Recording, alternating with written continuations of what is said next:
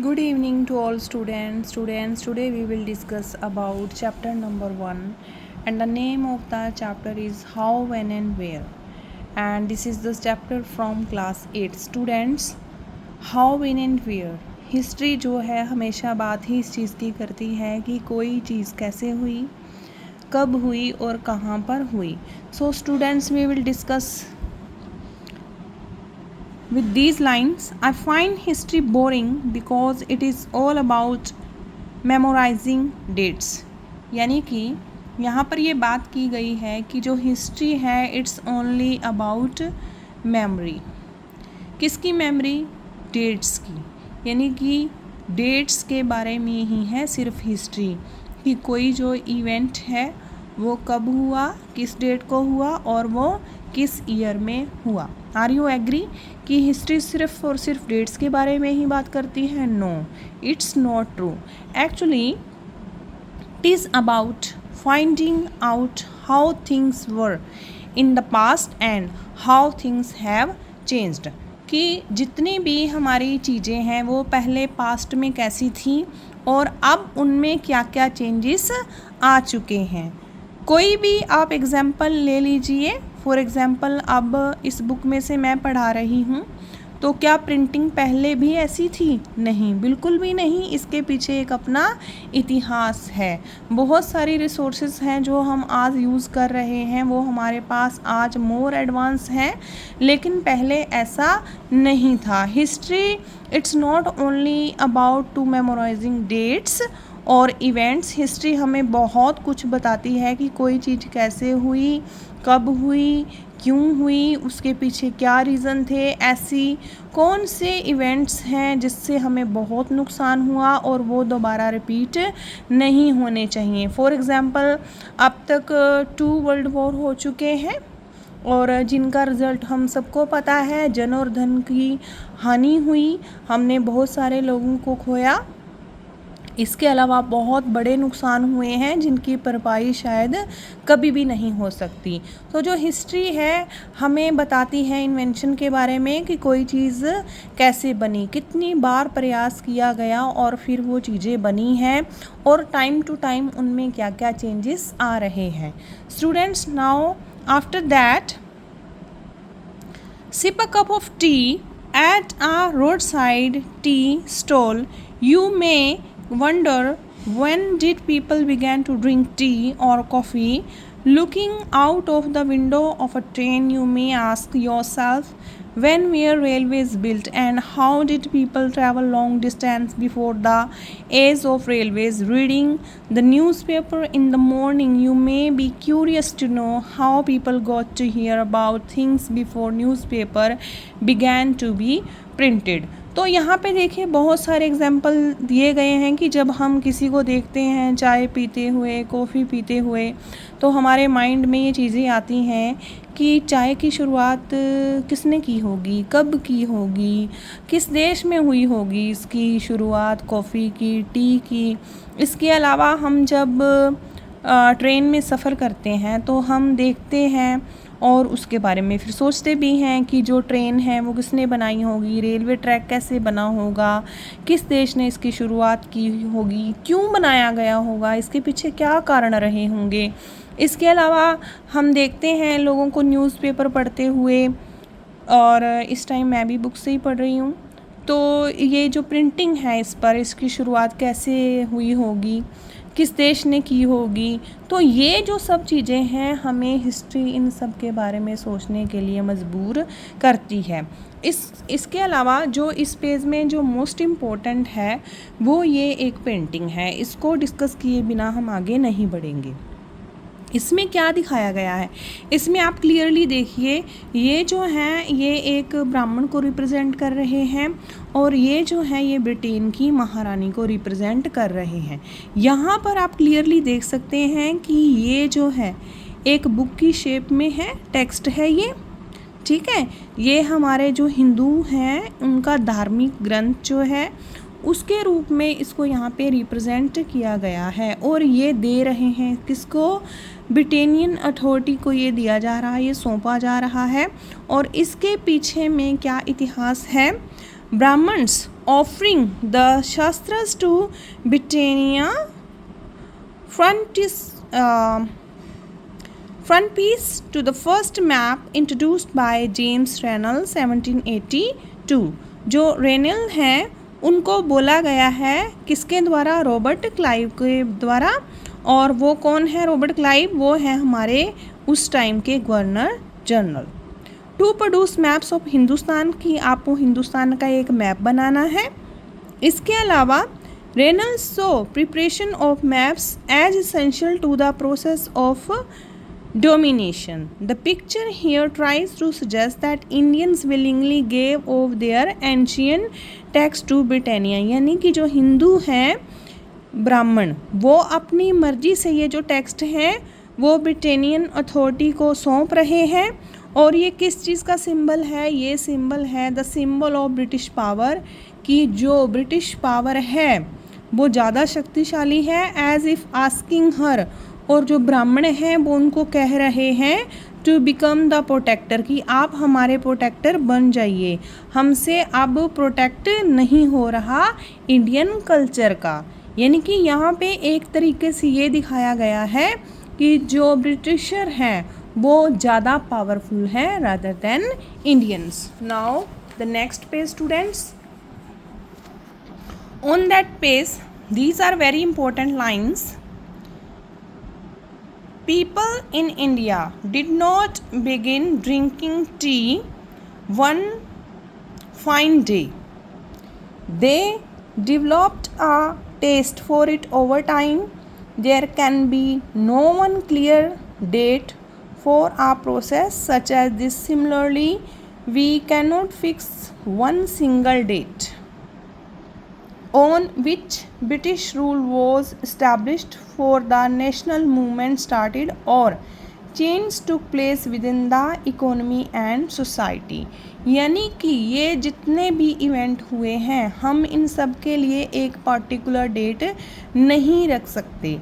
हम ऐसा कह सकते हैं कि इतिहास में ऐसा हुआ, लेकिन हम उसकी एक पर्टिकुलर डेट नहीं रख सकते।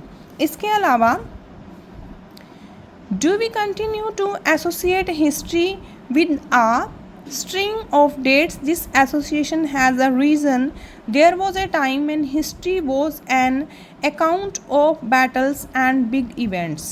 पहले हिस्ट्री सिर्फ और सिर्फ बैटल्स के बारे में बात करती थी और इवेंट्स के बारे में बात करती थी। और किसके बारे में बात करती थी? इट वॉज अबाउट रूलर्स, राजाओं के बारे में, एंड देयर पॉलिसीज़, वो कौन कौन सी पॉलिसीज़ लेके आते थे अपने एम्पायर में। Historians wrote about the year a king was crowned, वो कब राजा बने, कब सिंहासन पर बैठे। द ईयर ही मैरिड, उनकी शादी जो है वो किस साल हुई। The year he had a child, the year he fought a particular war, कैसे उनका बचपना बीता और फिर कैसे उन्होंने युद्ध लड़े। द ईयर ही डाइड, और फिर उसके बाद उनकी मृत्यु कब हुई। And the year the next ruler succeeded to the throne, और उसके बाद जो उनके वंशज हैं फिर उनके पास वो राजगद्दी कैसे आई। For events such as these specific dates can be determined, and in history such as these debates about dates continue to be important. तो पहले जो इतिहास था सिर्फ़ और सिर्फ जो रूलर था उसकी लाइफ के ऊपर बेस था, यानी कि सिर्फ इन्हीं इवेंट्स को हाईलाइट किया जाता था। यानी कि ये टोटली रूलर बेस्ड लाइफ को दिखाती थी पहले की हिस्ट्री। बट उसके बाद देखिए इसमें चेंज आया है। क्या चेंज आया है? As you have seen in the history text book of the past 2 years, historians now writes about a host of other issues। अब जो historians हैं उन्होंने दूसरे issues को भी उठाया है। वो कौन कौन से issues हैं? And other question they look at how people earned their livelihood, what they produced and ate। लोग अपना जीवन यापन कैसे कर रहे हैं, वो क्या उपजा रहे हैं, ठीक है, वो क्या प्रोड्यूस कर रहे हैं, वो क्या खा रहे हैं, और उन्होंने कैसे जो सिटीज़ हैं उनको डेवलप किया है और जो मार्केट्स हैं वो कैसे आई हैं अपने अस्तित्व में। How kingdoms were formed and new ideas spread. यहाँ पे न्यू आइडियाज़ की बात हो रही है कि जो न्यू आइडियाज़ हैं लोगों के पास, फॉर एग्जांपल राइट्स के आइडियाज़ हो सकते हों, रिलेटेड टू फ्रीडम हो सकते हैं, वो कैसे स्प्रेड हुए, उनकी नॉलेज लोगों को कहाँ से मिली, ये जानकारियाँ उन्होंने कहाँ से हासिल की। And how cultures and society change. इसके अलावा जो हमारा कल्चर था वो कैसे चेंज हुआ और कल्चर के साथ साथ जो हमारी सोसाइटी है वो कैसे चेंज हुई। तो इसके बाद जो वेरी इंपॉर्टेंट इसमें पॉइंट है वो आ जाता है डेट्स को लेके। The rule of each governor general was important. These histories began with the rule of the first governor general Warren Hastings. तो हमें ये जानना बहुत ज़्यादा ज़रूरी है कि जो अंग्रेज़ थे उन्होंने हम पर 200+ ईयर हम पे रूल किया, तो यानी कि जो गवर्नर जनरल थे उनका तो बहुत लंबा इतिहास रहा है। तो जो पहले हमारे गवर्नर जनरल थे उनका नाम था Warren Hastings. And ended with the last viceroy, और जो हमारे लास्ट थे इतने सालों के बाद उनका नाम क्या था, Lord Mountbatten. In separate chapters we need about the deeds of others, Hastings, Wellesley, Bentinck, Dalhousie, Canning, ये सारे के सारे ये जितने भी नाम हैं ये किन के नाम हैं, ये नाम हैं गवर्नर जनरल्स और वॉइसरॉय के, जो उस टाइम पे ब्रिटिश गवर्नमेंट ने हमारे देश में जो एडमिनिस्ट्रेशन इस्टेब्लिश्ड किया तो उनके जो हेड थे ये थे।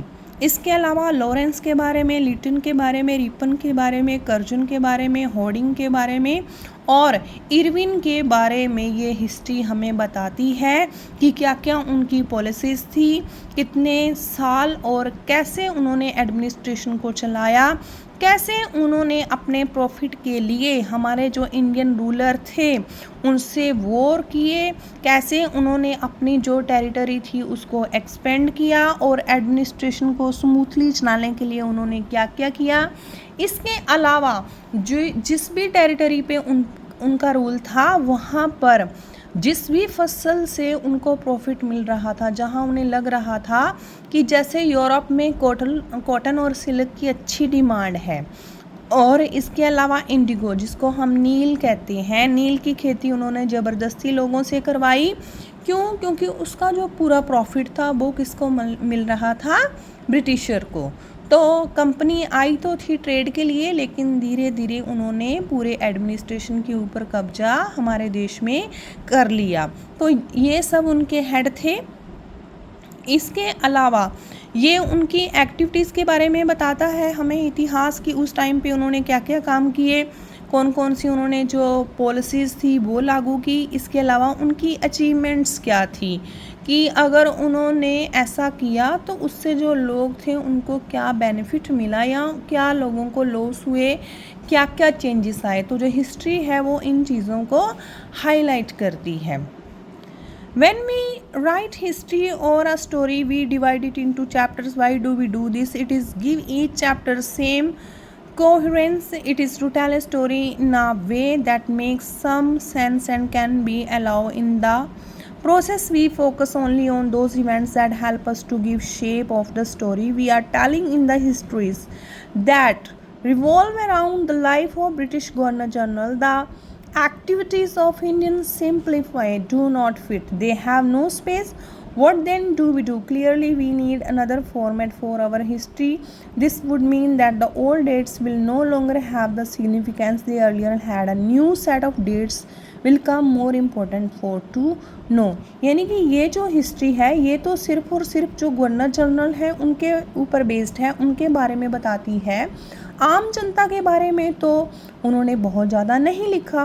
तो इट मीन्स कि we are not satisfied from this history highlights. So students, next is how do we periodize. In 1817 it's a very important because it's about James Mill. इतिहास में इनका नाम बार बार आता है तो इनके बारे में हम जानेंगे। In 1817 James mill, a Scottish economist, देखिए ये स्कॉटलैंड के रहने वाले थे जेम्स मिल। और बात टाइम ड्यूरेशन हम यहाँ पे ज़रूर देखेंगे। टाइम ड्यूरेशन है यहाँ पर 1817 का। और ना वो सिर्फ एक इकोनॉमिस्ट थे, वो एक पॉलिटिकल फिलोसफर भी थे। और उन्होंने a history of British India लिखा।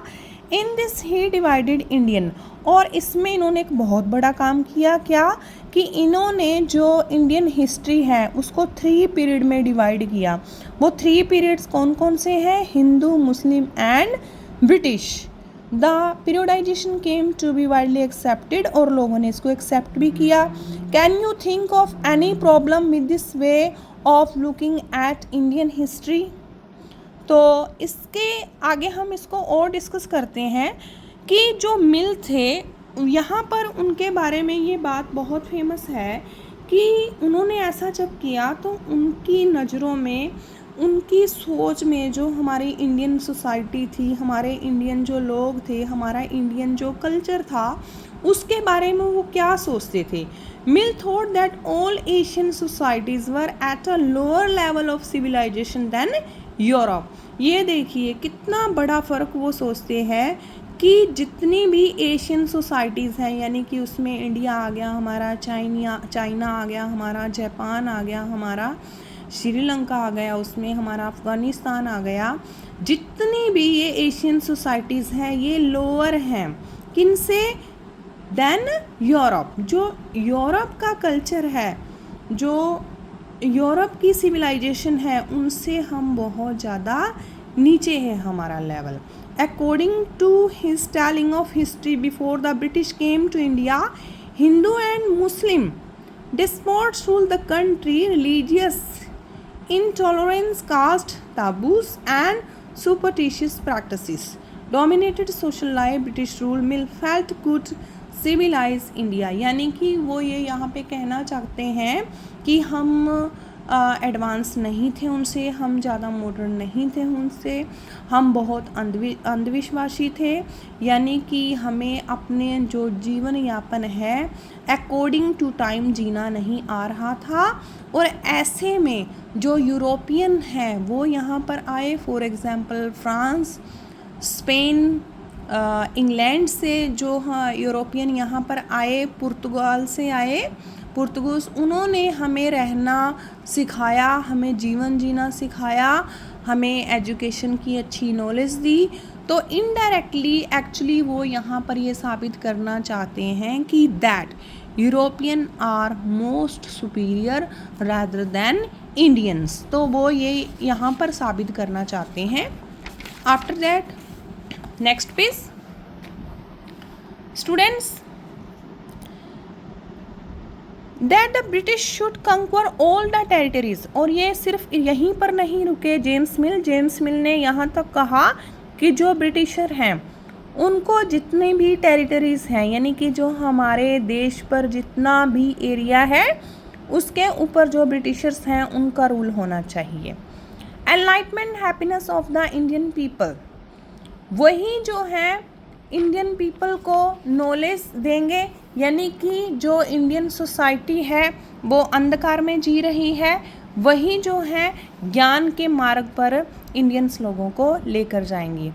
India was not capable of progress, यानी कि इंडिया की जो प्रोग्रेस है वो यूरोपियन कंट्रीज़ के हाथों में है। इसके अलावा तो जो इंडियंस हैं वो प्रोग्रेस ही नहीं कर सकते विदाउट ब्रिटिश हेल्प। बिना ब्रिटिश हेल्प के जो इंडियंस हैं वो तो तरक्की ही नहीं कर सकते। अब यहाँ पर एक और हम आगे देखते हैं। हिस्ट्री एज हिंदू और Muslim did not a variety of faiths exist in these periods. Why should we characterise an age only through the religion of the rulers of the time? To do so is to suggest that the lives and the practices of the others do not really matter. We should also remember that even ruler in ancient India did not all share the same faith. So, moving away from British classification, historians have usually divided Indian history.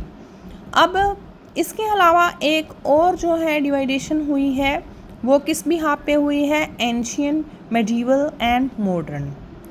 वहाँ पर हुई थी Hindu, Muslim and British but now here ancient, medieval and modern. The division to have its problem, लेकिन इसमें भी problem है. क्या problem है? It is a periodization that is borrowed from the west. ये west से लिया गया है. Where the modern period was associated with the growth of all the forces of modernity, science में जो जो changes आए हैं, reason, democracy, liberty and equality. Medieval was a term used to describe a society. Medieval word किस society के लिए यहाँ पर यूज़ हुआ है? ऐसी सोसाइटी के लिए where these features of modern society did not exist, जिसमें कि आज के समाज में जो तरक्की हुई है, जो डेवलपमेंट्स हुई हैं, वो उस टाइम पर, कौन से टाइम पर? मेडिवल टाइम में नहीं हुई थी. After that students, period to describe the period of our study. As you will see in this book, under British rule, people did not have equality. तब तक लोगों के पास ना तो इक्वालिटी थी, ना फ्रीडम था और ना ही लिबर्टी थी. Nor was the period one of the economic growth. ना ही कोई इकोनॉमी में अच्छे से ग्रोथ थी. इसके अलावा many historians refer to this period as colonial. बहुत सारे जो हिस्टोरियंस हैं उन्होंने इस काल को क्या माना है? कॉलोनियल काल. कॉलोनियल यानी कि जब किसी देश को अपने हितों के लिए, अपने बेनिफिट के लिए एज ए कॉलोनी, एक कॉलोनी के रूप में उसको यूज़ किया जाता था. अब हम पढ़ेंगे व्हाट इज़ कॉलोनियल, यानी कि कॉलोनी का मीनिंग हम यहाँ पे अच्छे से समझेंगे. तो फॉर एग्जाम्पल अब ये देखिए, you will see how they established control over the economy and society. धीरे धीरे करके जो एक ब्रिटिश कंपनी सिर्फ ट्रेड के लिए आई थी, उन्होंने हमारी इकोनॉमी और सोसाइटी दोनों पर बहुत अच्छे से कंट्रोल कर लिया था. Collected revenue to meet all their expenses. जितना भी उनका खर्चा था वो यहाँ से रिवेन्यू कलेक्ट करते थे और उससे अपना सारा खर्चा चलाते थे. बॉट दी गुड्स, यहाँ से चीज़ें खरीदते थे. They wanted at low price, सस्ते दामों पर यहाँ से वो चीज़ें खरीदते थे. इसके अलावा प्रोड्यूस्ड क्रॉप्स दे नीडेड, जिस भी फसल की उनको ज़रूरत होती थी, मैंने पहले ही बताया, जैसे कॉटन, सिल्क, इंडिगो, वो उगवाते थे. धक्के से उगवाई जाती थी ये फसलें. किसान इसके हक में नहीं थे, उनको बहुत सारे लॉसेस भी थे, लेकिन उनको ये बातें माननी पड़ती थी. इसके अलावा नीडेड फॉर एक्सपोर्ट, और इनको वो बेचकर एक बहुत बड़ा मुनाफा कमाते थे. कौन? Britisher. And you will understand the changes that came about as a consequences. You will also come to know, sorry students, to know about the changes British rule brought about in values and tastes, customs and practices when the subjugation of one country by another leads to these kinds of political, economic, social and cultural changes. We refer to process as colonization. यानी कि उन्होंने जितना चाहा हमारे देश से वो चीज़ें बहुत लो रेट पर, लो प्राइस पर खरीदी और उनको यूरोप में भेजा. वहाँ पर ये चीज़ें तैयार होती थी, फिर वहाँ पर उनको यूरोप में इससे बहुत ही अच्छा प्रॉफिट मिलता था. यानी कि जितना भी प्रॉफिट था वो किसको जा रहा था? ब्रिटिशर्स को. और लॉस किसका हो रहा था? इंडियंस का. तो एज ए कॉलोनी उन्होंने हमें यूज़ यहाँ पर किया है. जितने भी हमारे रिसोर्सेज थे उनको लो प्राइस पर खरीदते थे और आगे उनसे वो दोगुनी कीमत पर उनको बेचते थे और सारा प्रॉफिट जो था उनको जाता था. After that now we will discuss about administration produces records. जो ब्रिटिशर थे वो बिलीव करते थे कि उनके पास जो रिकॉर्ड्स हैं वो ज़रूर होने चाहिए, क्योंकि किसी भी एडमिनिस्ट्रेशन को अगर अच्छे से चलाना है तो रिकॉर्ड्स का होना ज़रूरी है. One important sources is the official recorded of the British administration. The British believe that the act of writing was important. इसके लिए उन्होंने क्या क्या काम किए, every instruction, plan, policy, decision, agreement, investigation had to be clearly written up. उन्होंने इन सब के बारे में लिखा। Once this was done things could be properly studied and debated. लिखा जाता था इनके बारे में, फिर इनको एनालाइज किया जाता था, पढ़ा जाता था, और डिबेट जहाँ पर ज़रूरी था तो उनके ऊपर डिबेट भी होती थी। This conviction produced an administrative culture of memos, notings and reports. तो इसमें ये सारी चीज़ें लिखी गई हैं एज ए रिकॉर्ड के लिए।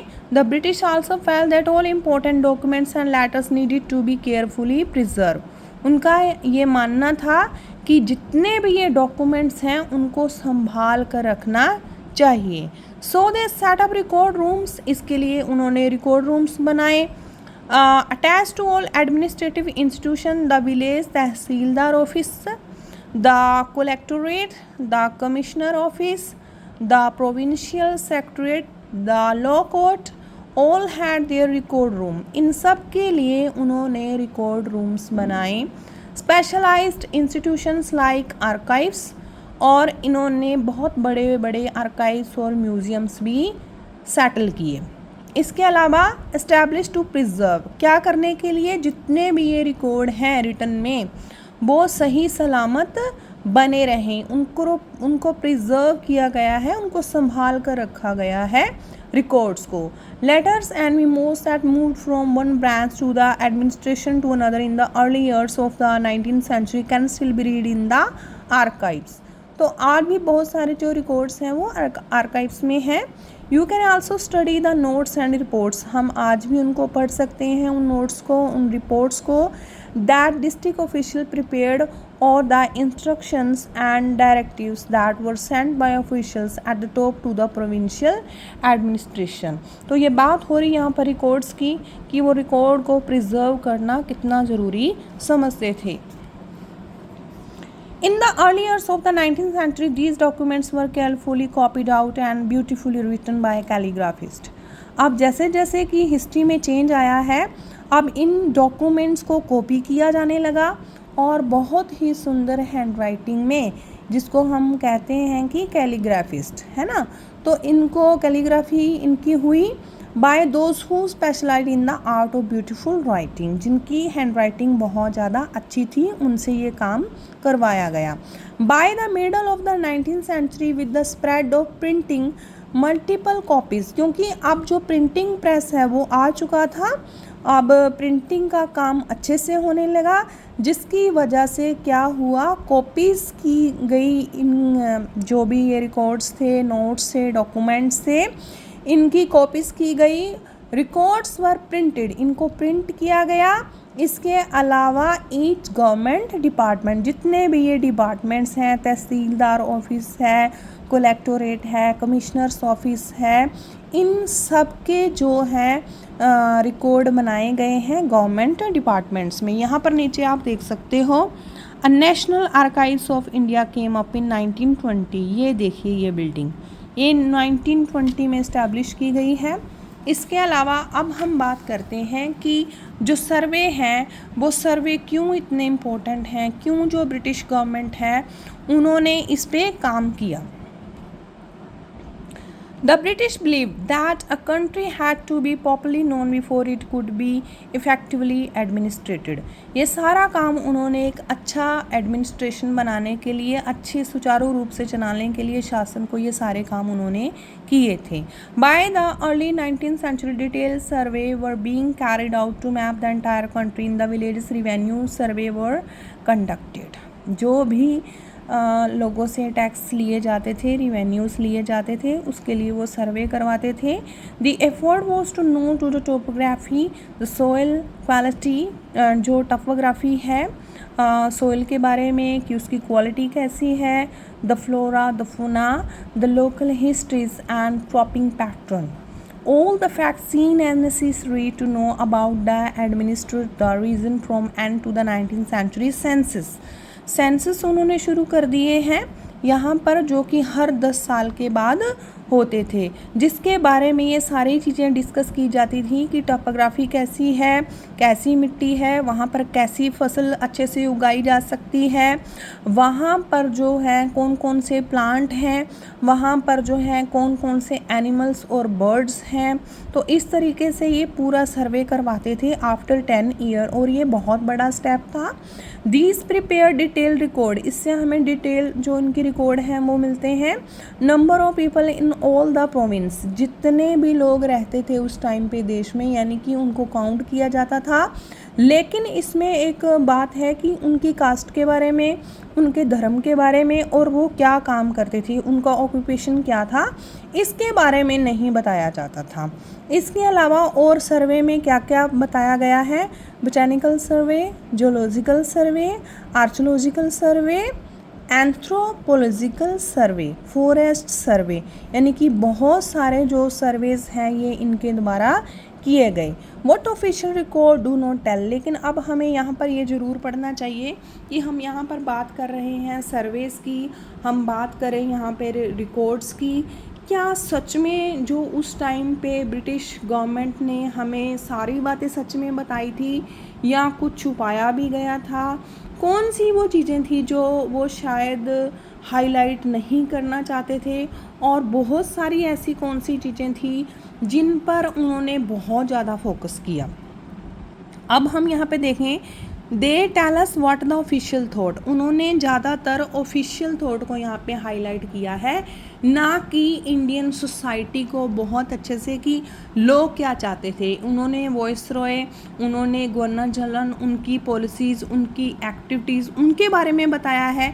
यहाँ पर उन्होंने सर्वे करवाए हैं। इससे पीछे हमने पढ़ा कि वो ऑफिशियल रिकॉर्ड रखते थे, लेकिन यहाँ पर कहीं भी जो हमारी इंडियन सोसाइटी के जो आम जनता थी, आम लोग थे, उनके बारे में खुलकर उन्होंने कोई भी ज़्यादा चर्चा नहीं की। तो फिर हमें कैसा पता चलेगा कि उस टाइम पे जो लोग रहते थे उनका जीवन यापन कैसा था, कौन से धर्म को मानते थे, किन देवी देवताओं की वो पूजा करते थे, उनका बिलीफ किस चीज़ में था, वो ब्रिटिश गवर्नमेंट के बारे में क्या सोचते थे, क्या वो सेटिस्फाइड थे ब्रिटिश गवर्नमेंट से या उनके खिलाफ थे, उनकी पॉलिसीज़ को लेके वो कितने सेटिस्फाइड थे या उनके मन में आक्रोश था। तो हमें पता चलता है, these are very important lines, they were interested in and what they wish to preserve for posterity. These records do not always help us understand what other people in the country felt and what they behind their action. तो लोगों के बारे में तो बात ही नहीं की गई यहाँ पे। For that we need to look elsewhere when we begin to search for other sources. तो हमें और कौन से sources हैं जिससे कि हमें आम जनता के बारे में पता चलेगा, वो हैं plenty thoughts, they are more difficult to get in official records. We have diaries of people. Yes, first point, हमारे पास लोगों की उस टाइम पर लिखी हुई डायरीज़ हैं। Accounts of pilgrims and traveller, जो यात्री आते थे, है ना, वो यहाँ पर रहते थे, तो वो इंडियन सोसाइटी को ऑब्ज़र्व करते थे, इसके बारे में लिखते थे, तो वो अपने साथ वो बुक्स को लेके गए, तो हमें वहाँ से पता चलता है। फिर जो आम जनता है उनके जीवन यापन के बारे में हमें यहाँ पर पता चलता है। इसके अलावा ऑटोबायोग्राफीज़ हैं of important personalities and popular booklets हैं, उनसे हमें इसके बारे में पता चलता है। लोकल बाज़ार के बारे में पता चलता है। इसके अलावा एज प्रिंटिंग स्प्रेड, जब जो प्रिंटिंग था उसका इन्वेंशन हुआ और वर्ल्ड वाइड जो है बुक्स बड़ी ज़्यादा तादाद में वहाँ पर छपने लगी, न्यूज़पेपर वर पब्लिश्ड, और भारी मात्रा में जो न्यूज़पेपर हैं वो भी पब्लिश होने लगे। एंड इश्यूज़ वर डिबेटेड, और लोग अब चर्चा करते थे मुद्दों पर पब्लिकली। लीडर्स एंड रिफॉर्मर्स, जो हमारे उस टाइम के नेता थे, रिफॉर्मर्स यानी कि जो समाज में सुधार करना चाहते थे, wrote to spread their ideas, अब वो अपने आइडियाज़ जो हैं वो लोगों तक उन्होंने पहुंचाना शुरू कर दिया। पोइट्स, जो कवि थे, अब वो लिखने लगे। जो नॉवलिस्ट थे, wrote to express their feeling, अब उन्होंने समाज में बोलना शुरू कर दिया था बुक्स के थ्रू, न्यूज़पेपर के थ्रू। उनको नए विचार मिल रहे थे, बुक्स छप चुकी थी, जैसे फ्रेंच रेवोल्यूशन हुआ, रूस में रेवोल्यूशन हुआ, अमेरिका में रेवोल्यूशन हुआ, कैसे वहाँ पर जो है लोगों को वोट का अधिकार मिला, राइट्स मिले। अब जो लोगों का जो दिमाग था वो नए आइडिया से भर चुका था और पब्लिक उसको जानना चाहती थी, और जो हमारे समाज में कुरीतियाँ थी उनको जो सोशल रिफॉर्मर है वो ख़त्म करना चाहती थी।